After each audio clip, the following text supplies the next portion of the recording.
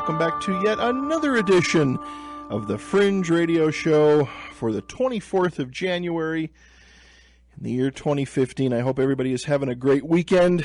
Cold here in Salt Lake City, but I know the East Coast is getting pounded by snow. Some places the weather's beautiful, but all in all, not too bad. A little bit of rain in the air, but hopefully we're going to stay in the, I believe, 40s all next week again. Not too bad of a weekend.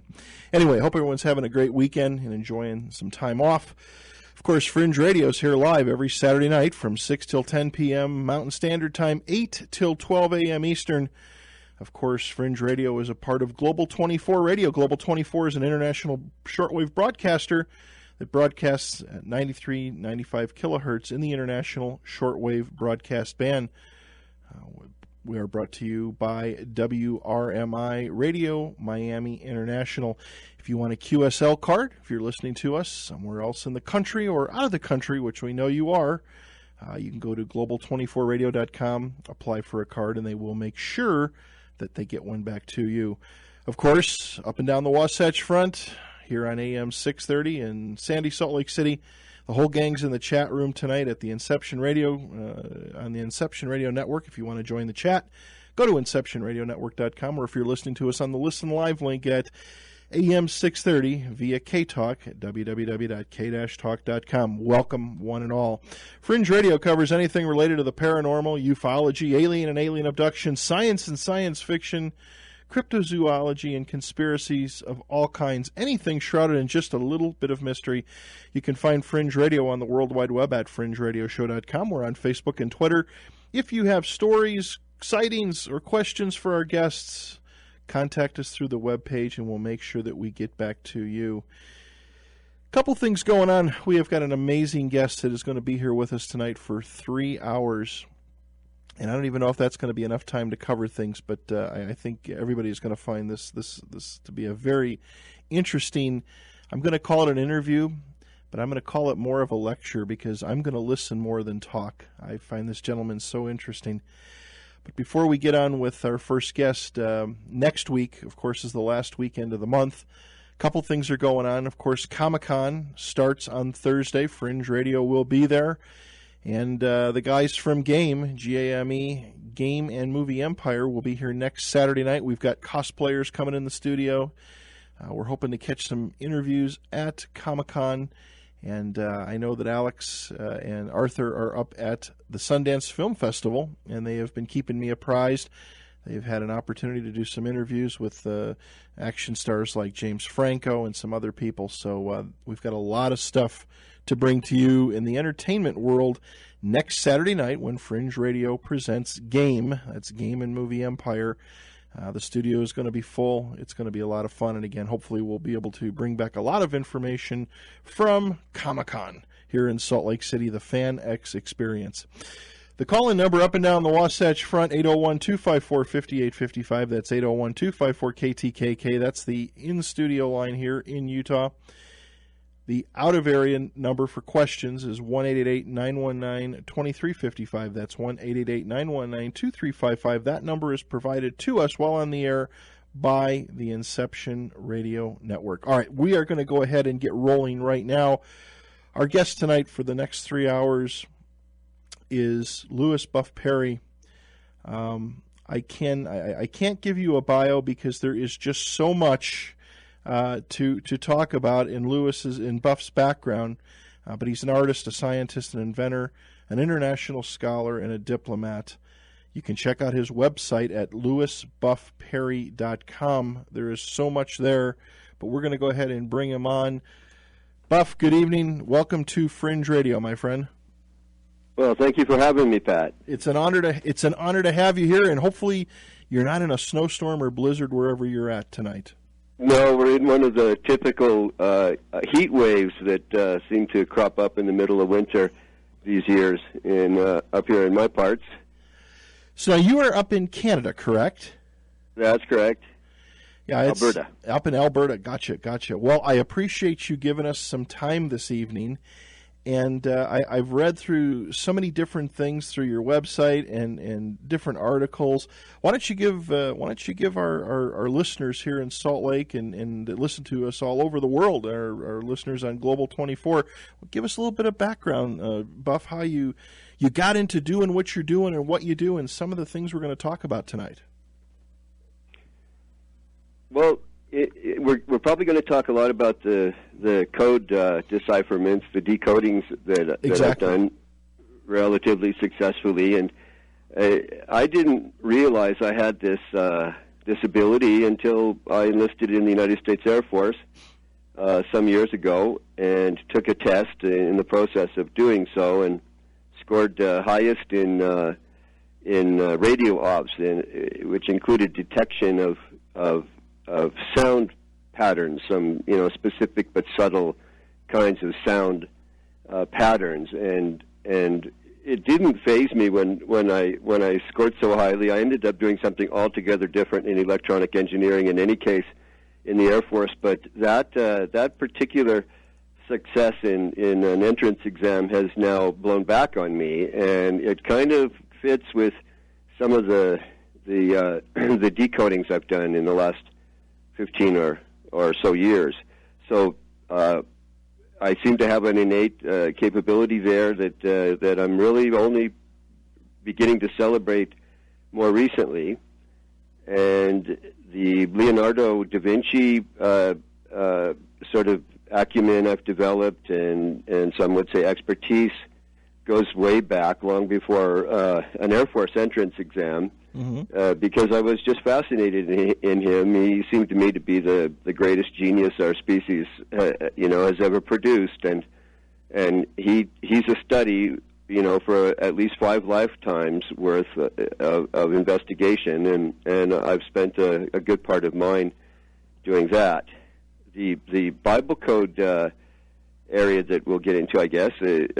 I'm sure we'll have time to do this. I'll try to abbreviate as much as I can. No, we've got a couple of breaks. We got to take a break on the 20 and the 40 and the top of the hour, but the floor or the airwaves are yours tonight, my friend. Okay, but I could just go on and on, waxing eloquently about myself. But there must be some specific areas you'd like me to. Well, I definitely would like to, and we can go anywhere you want to go. But with Leonardo da Vinci, maybe you could. We hear this name, and I think so many people.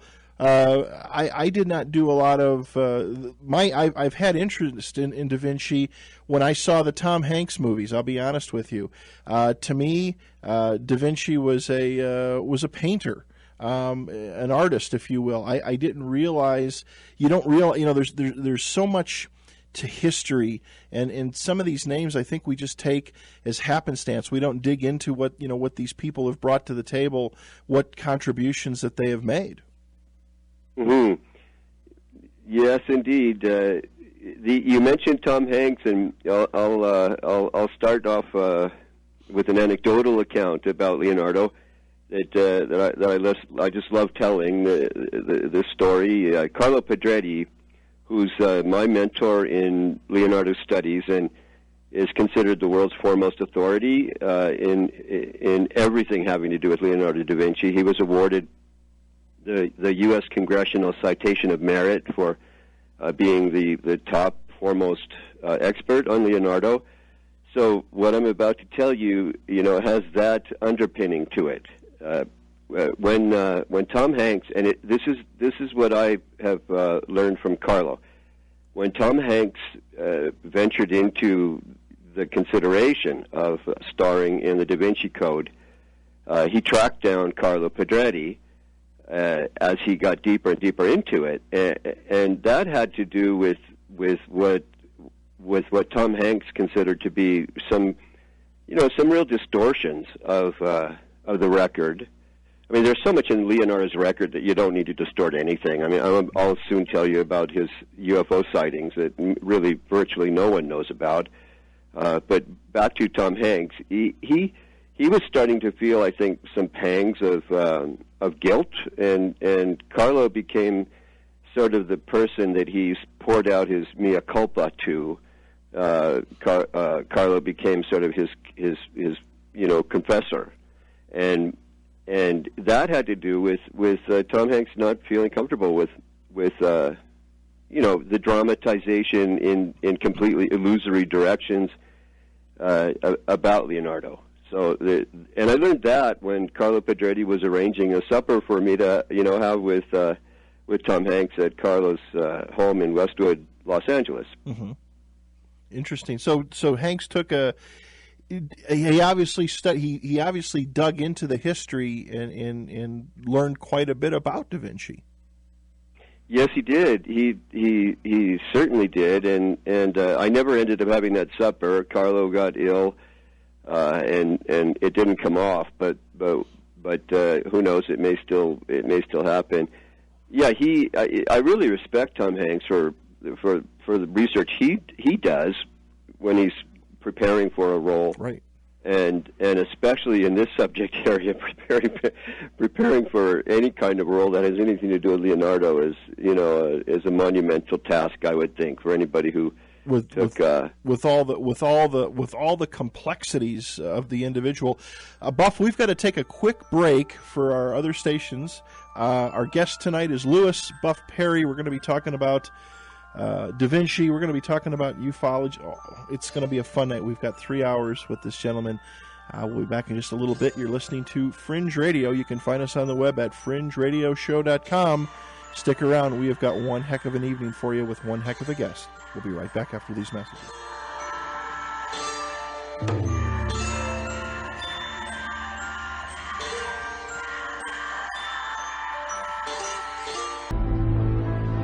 All right, everybody, welcome back to Fringe Radio. Our guest this evening is Louis Buff Parry. Again, Buff, thank you so much for giving up your Saturday night to be here with us and our guest and our listeners tonight. Oh, I'm pleased to be with you. So let's pick back up. We were talking before the break about the amount of research that Tom Hanks puts into his into taking on these roles, but especially with the Da Vinci Code, and then to go ahead and make a sequel. So let's pick back up there. Okay, the one I think most interesting and missing component in Leonardo's vast record of let us call it his mystical side. Okay. Is a sighting, and I'm kind of maybe jumping out of the Tom Hanks context a little bit here. That's fine. That's fine. But it would be interesting to know what Tom Hanks might have done about this particular event in Leonardo's life that I'm about to tell you. Sure. I've got a lot of his notebooks and translations of his notebooks with annotations, and many years ago, my Italian brother-in-law purchased for me something called the Notebooks of Leonardo da Vinci, compiled and edited from the original manuscripts by Jean-Paul Richter, and that was purchased at the Balboa Park in San Diego, of all places. So I was at that time myself heavy into inventing things and painting and the like, and didn't have any of Leonardo's writings. So the moment I got into his writings, I really put everything else aside for the time being, and just reeled in the implications to some of what I had read. So I'm going to quote from a letter that he wrote to a person he calls Al Diodario, and this was the Minister of Finance for the Ottoman Sultan Bayezid II, to whom he later sends a lengthy letter describing the kinds of bridges he could build for the Sultan and what else he could do for him if the Sultan would bring him over to Istanbul. So here's the letter, and it opens with reference to recent disasters in our northern parts, which I am certain will terrify not you alone but the whole world, which shall be related to you in due order, following first the effect and then the cause. He goes on to say, finding myself in this part of Armenia, and we're talking about Anatolia now, many sections of which were considered, at least by Armenians, to be Armenia, and indeed they were part of Armenia. So he says, finding myself in this part of Armenia to carry into effect with due love and care the task for which you sent me, and to make a beginning in a place which seemed to me to be most to our purpose, I entered into the city of Kalindra, near to our frontiers. And he goes on to explain where Kalindra is. Turns out there is no such city called Kalindra, but the city in the location he describes is Haran Urfa, or Sanli Urfa. They're right next to each other, and some people kind of call it one big urban complex, Haran and Urfa, Sanli Urfa. The reason why he would have come up with this term Kalindra, Città di Kalindra, the city of Kalindra, just struck me sideways. It made no sense unless he was trying to code something. So it turns out that Kalindra, if you put it through a Hebrew phonology filter, with Hebrew accents, right, Hebrew vowel sounds, and the like, and then do that with the Italian phonology, you come up with something really amazing. Kala Nadera means the place where the vow is fulfilled. And it turns out that Haran is the location where the prophet Jacob was heading when he decided to rest for the night, and he found a pillow stone, and he rested his head in the pillow stone, and he had this dream of the angels going up and down something into something up in the heavens, and then and it startled him. He awoke. He then proceeded to pour anointing oil on the pillow stone after he stood it upright, and he proclaimed, "I vow to fulfill the vow." So there, right after that happens, as you read it, this account in Genesis, he ends up in Haran, which is the location where Leonardo wrote this letter from and renamed Kalindra. So he coded the name that he invents to indicate that he had reached the location of where it was that Jacob, or Israel, fulfilled the vow that he had vowed to fulfill when he anointed his now famous pillow stone, by many called the Grail Stone, the Stone of Destiny, all of the names it has. It has probably 24 different names depending on which part of the world you're in, which religion you're dealing with, and so on. So that's kind of interesting. The whole thing starts with the great patriarch of the nation of Israel having this vision of angels going up and down this escalator or ladder into something that was circular and above the cloud that the ladder cut through. So there we have kind of the first intimation of a UFO, right, in terms of Jacob. But so what happens to Leonardo while he's at this location in Kalindra, which really is today called Haran and Sanli Urfa, and always has been called Haran in Anatolia, which is just almost on the border with northern Iraq. He again, like Jacob, is resting. He's about to fall asleep, and he's looking up into the heavens, and I'm going to read to you precisely what it is he says in this letter to the Diodario, or in English that would be something like Devtadar. Sure. He says, "This is it, which with you we formerly in calm weather had supposed to be a comet. It appears to us in the darkness of night to change its form, being sometimes divided in 2 or 3 parts, and sometimes long and sometimes short. A little bit later in the letter, he returns to the subject. Why this shining at the top of the mountain? Looks like a comet to the inhabitants of the west after the sunset and before day to those at the east. Why this comet appears of variable forms, so that it is now round and now long and now again divided into 2 or 3 parts and now in one piece, and when it is to be seen again.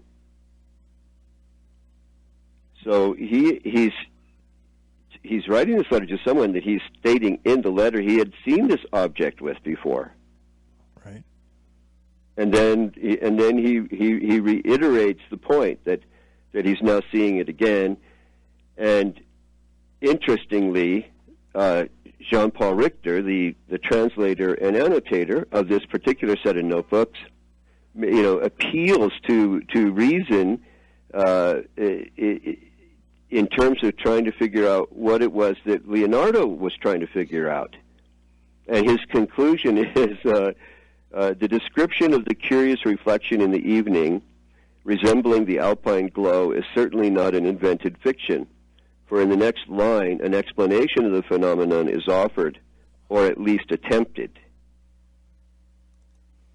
Very interesting. We've got Leonardo either purposefully cloaking what he saw with an attempted scientific interpretation,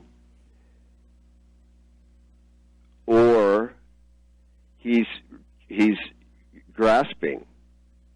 If this is a coded cloaking of what it was he was seeing, then there's something that's going on between himself and his patron, the Minister of Finance for the Sultan, the Ottoman Sultan, Bayezid II.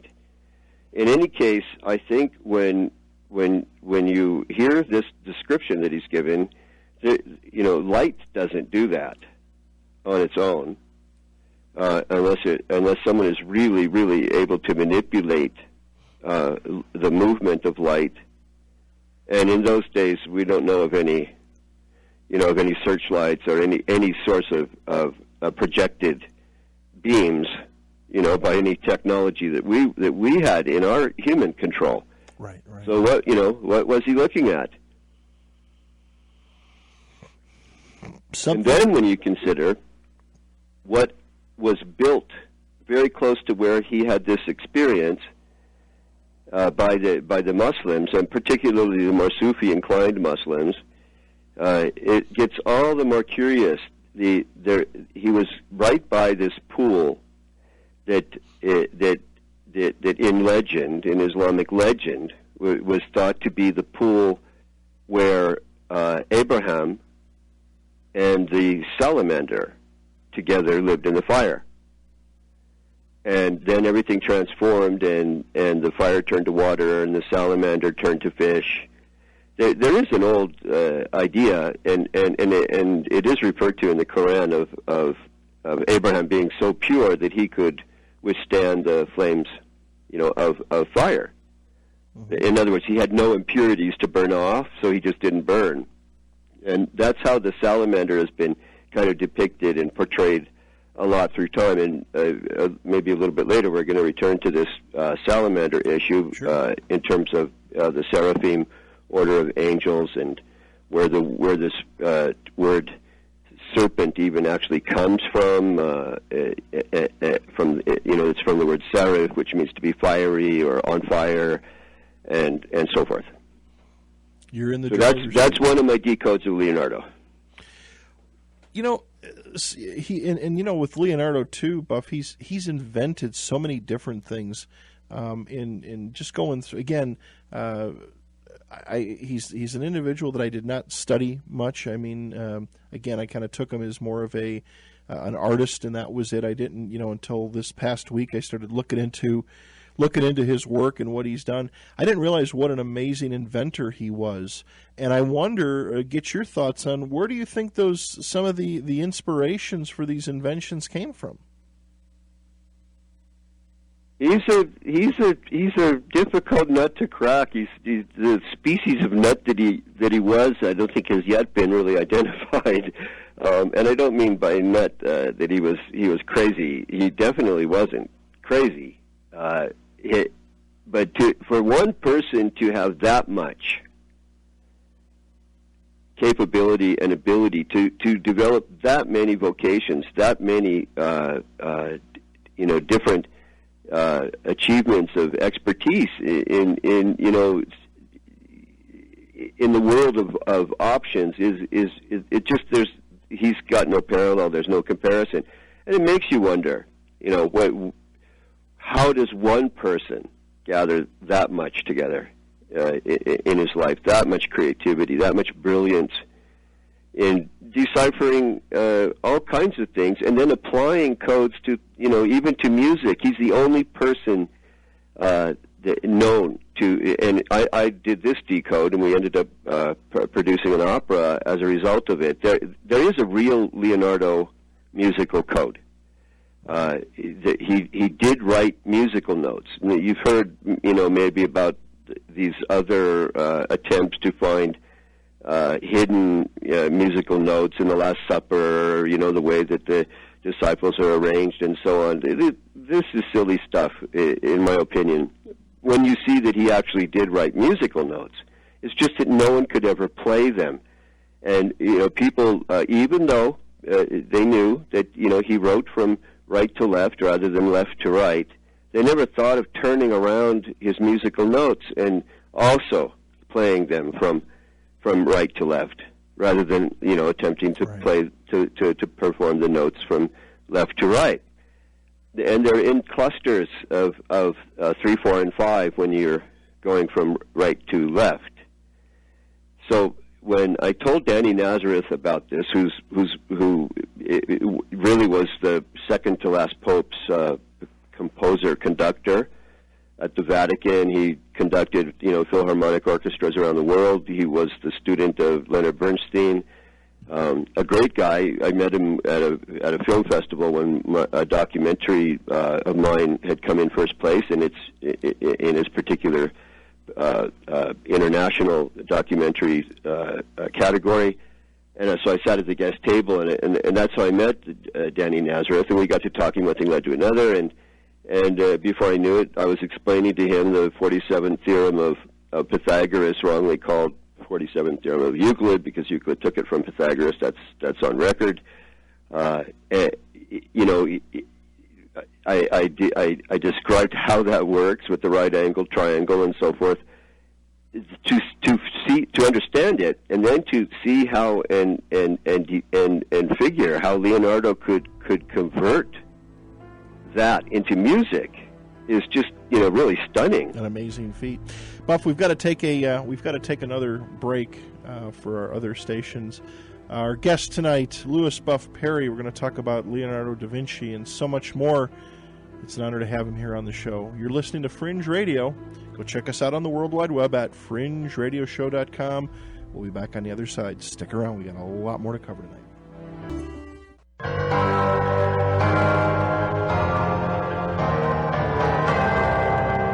All right, everybody, welcome back to the Fringe Radio Show. Our guest tonight, Buff Parry. Again, Buff, thank you so much for giving us your evening tonight. Well, again, thanks for having me. So much interesting stuff here, man. It goes so deep. I do have a question for you, though, that one of our listeners sent in. If I could ask that of you, and then we'll pick back up again. It says, Buff, what is the Jacob's date? The time and date of the Jacob's event. You mean Jacob, who becomes known as Israel? I believe so, yes. So he precedes the time of David and Solomon substantially. So we're talking at least 3,800 years ago. Okay. That was approximately. It's very difficult when people live, sometimes 700 years biblically. It's kind of hard to estimate, how long ago. But he didn't live that long. Actually, we know how long he lived. He lived 147 years. That And that is the beginning of the Satuma code, the Bible code.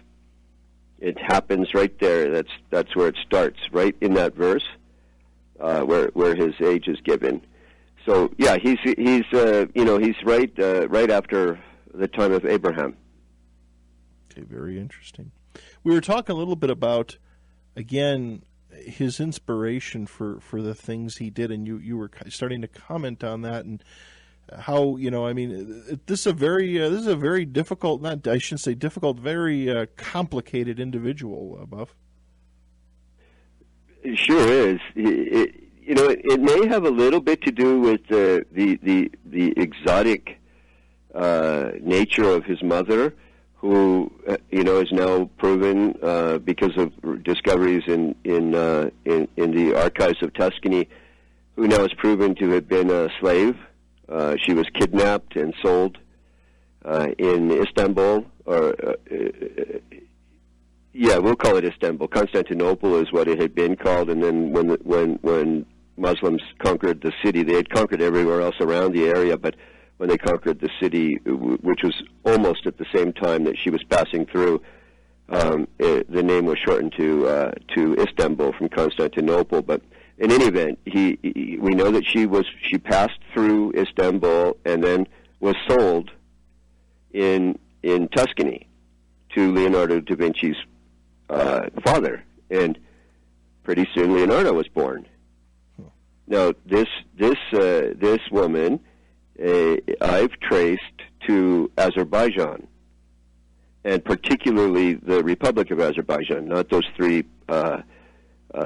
states within the Islamic Republic of Iran, which are in the northwesternmost region of Iran that border on the Republic of Azerbaijan. But in the Republic itself, that's where she was kidnapped from by Mamluks and sold in Istanbul, and then delivered.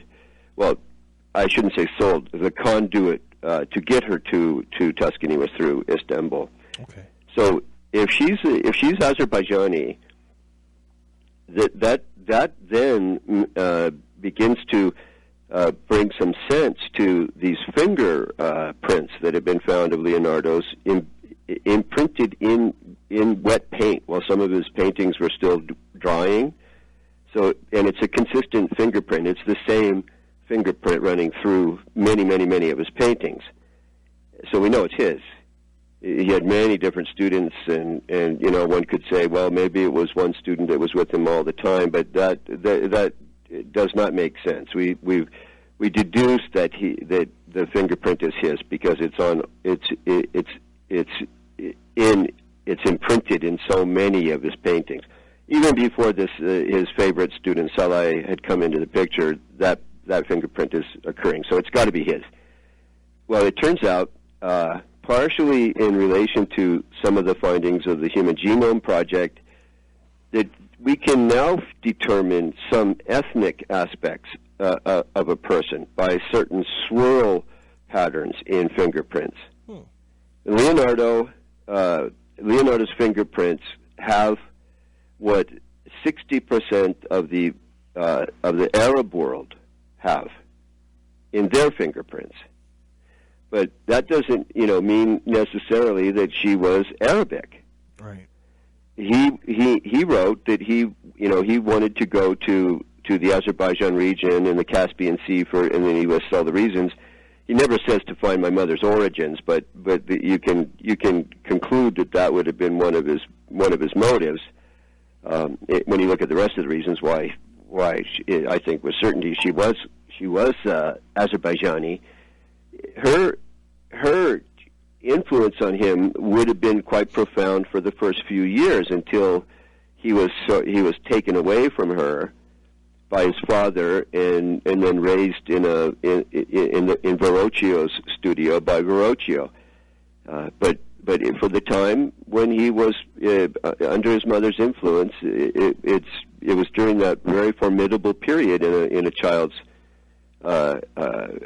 growth, and he, I think, absorbed a whole lot from her. I've traced her to the Safavid family dynasty, and she would have been probably able to read and write. So reading and writing for her would have meant reading from right to left, not from left to right. And if she, like my mother did, taught me how to write when I was, about 4. I hadn't even gotten into kindergarten when she, used to make me sit down and learn the alphabet and so forth. He may well have learned this right to left penmanship, style of writing, direction of writing from his mother.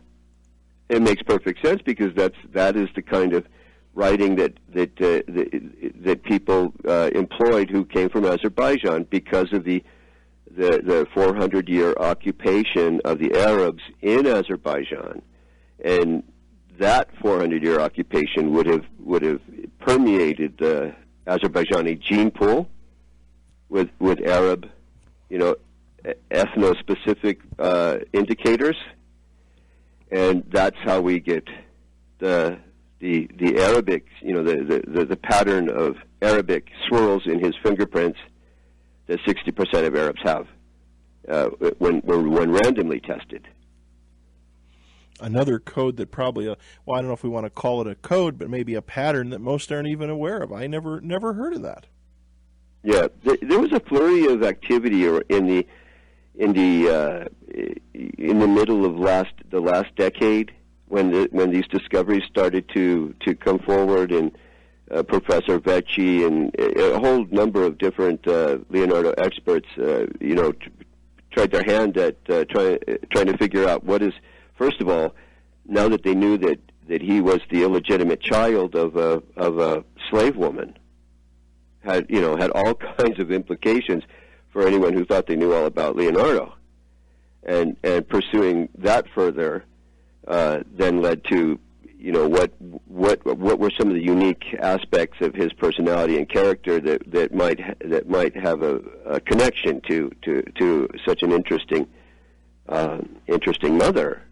And so a group of us got together. I was working with Carlo Pedretti in L.A., and we ended up writing essays on his request, and those essays were put together in a really big volume of work, 416 pages, that Leonardo published in 2009. And not Leonardo, pardon me, but Carlo Pedretti. And so I have the honor of being, in that inner circle, published in that inner circle with the other noted, Leonardo experts of the world, and we're all speaking to issues about Leonardo's coding practices and some real, the personal details, of Leonardo's identity and all of that. Is there a lot to Leonardo Buff that, how can I put this, that maybe some people, whoever they may be, but are there people that like to have his work silenced or kind of kept in the dark? Yeah, going back to the Inquisition itself. There's a continuum that begins with Father Savonarola, who had twice done everything he could to get Leonardo tied up at the stake and burned. He did everything he could to have him imprisoned and to squelch what it was that were Leonardo's breakthroughs, findings, inventions. He was seen as kind of demonic by the super orthodox, Vatican denizens, and he never, unlike Michelangelo, Leonardo never got really, really close to the church. He certainly got close to the Bible in terms of the beautiful paintings that he did of biblical figures, but he was definitely not. I don't think one could say, a bona fide, thoroughgoing Catholic. Right. He definitely tilted toward Eastern mysticism. He renamed one of his students Zoroaster, for example. which is a real curiosity. Why, why of all religious leaders in the world of religions, why would he choose, the founder of Zoroastrianism, who Nietzsche wrote about at such length, and thus spaketh Zarathustra, which is another name for Zoroaster. A controversial figure, for sure.